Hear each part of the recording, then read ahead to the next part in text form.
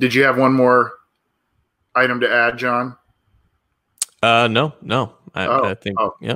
You look like you're gonna No, say something. I just make faces. Well, I said it at the beginning of the show.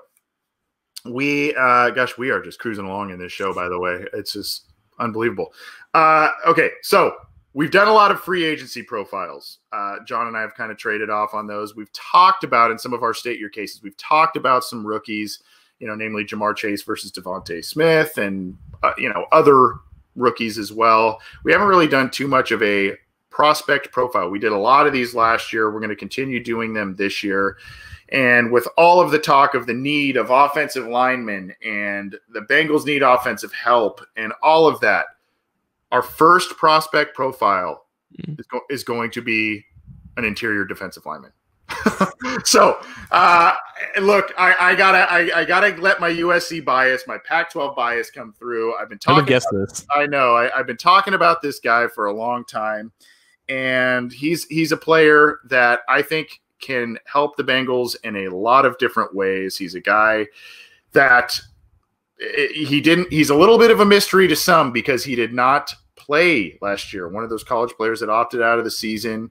A very productive player. It's been a tumultuous couple of years for the Trojans, so it's hard to really get a read as to how productive this kid can be. But it's Jay Tufele of USC. He's a defensive lineman. He moves around a little bit on their defensive line. He has played 3 tech and 1 tech for him.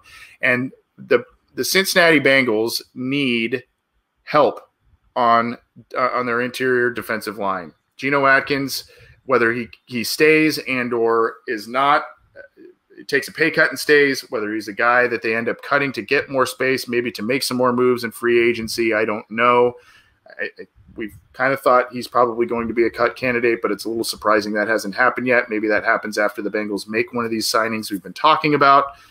Jay Tufele is a guy who's played, as I mentioned, multiple spots on the defensive line for the Bengals in the interior. He's an athletic guy, 6'3", 315. He's a guy who does a lot of different things for you. He's a very active player and a guy who I think could be one of those guys that not only rises as the draft, and I know a lot of people don't like that phrase, but a guy who gets more buzz as the draft approaches.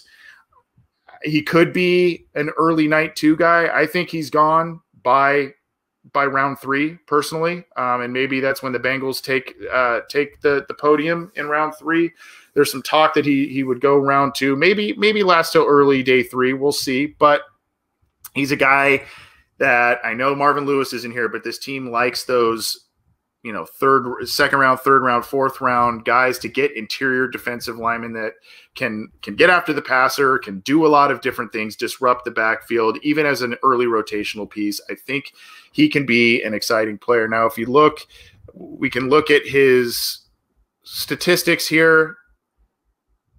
He's a guy did not play in 2020. Played 24 total games in 2018 and 2019 and racked up 10 sacks from the interior, 3 sacks, 3.5 in 2019. So, 6.5 sacks, 10 tackles for loss, pardon me. So 3.5 last year in 2019 and then 3 in 2018. Again, a movable piece. He's a big guy. He's very nimble for his size and a guy that I think the Cincinnati Bengals would really, really like and really value. I don't know how much you know about him, John, or how much you've had a chance to check him out.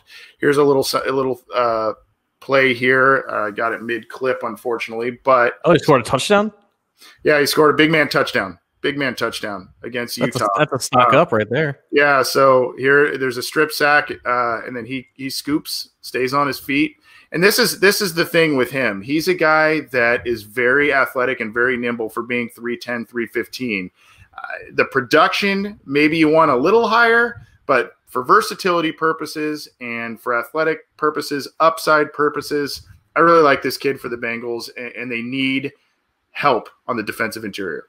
So I can understand the slight don't want to say lack of production, but not like high quality, like high volume production for a defensive lineman. He only played 2 years. I believe he's only 21 years old, so he's on the younger side. Had he played in 2020, who knows if he would have really broken out. So I'm going to rely on you, I guess.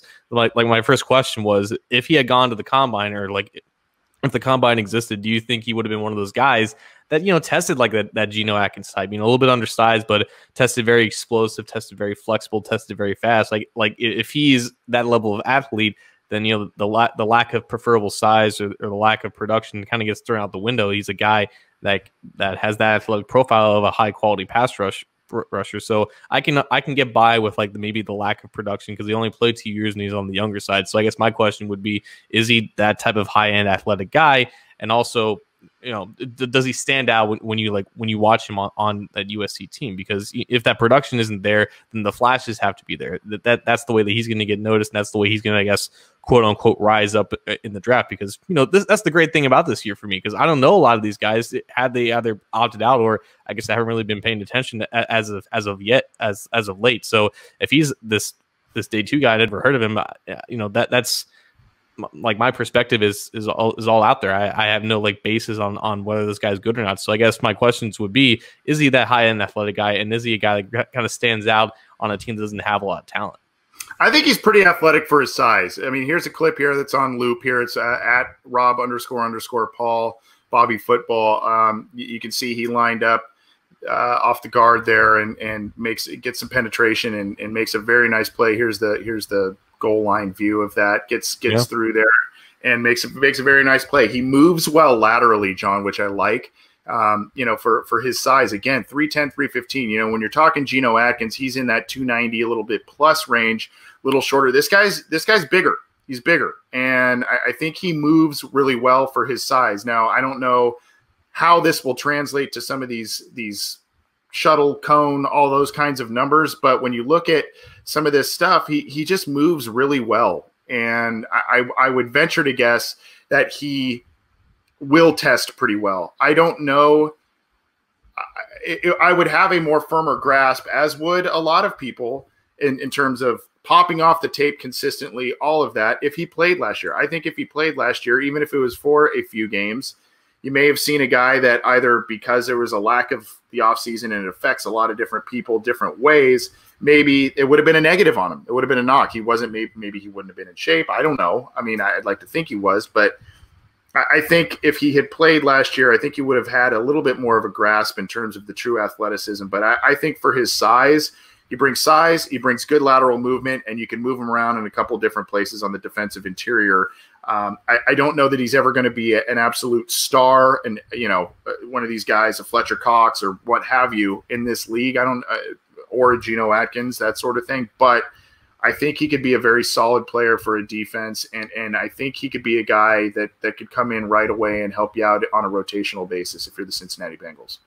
Right, and we have no idea if Geno Atkins is going to be on this team when the draft comes, or even in the next couple of weeks or so. So, they need 3 techniques. They need bodies at that position. They have like 4 nose tackles on their roster, but this guy seems like he can play all over the line, but has that athleticism to really shoot up those B gaps and provide a pass rushing presence there, because that's what Hendrickson and Hubbard and Reed are going to need, like guys that have a little burst to them and can win their one-on-ones. So it is hard, I guess, for defensive tackles to come in immediately and play well. That's the one thing that people are still waiting on. Ed Oliver, a guy who was an athletic freak and a productive freak out of Houston. He's kind of yet to really find his stride. So defensive tackles, they kind of take a little bit longer to really find their groove and get into something. It doesn't always happen like Geno Atkins. That's why he's such a unicorn. But I think based off of what you've said and what I've seen and what his overall profile is, I think he's a guy that has that athletic upside to eventually find his groove if he's placed in the right spot and has enough talent around him.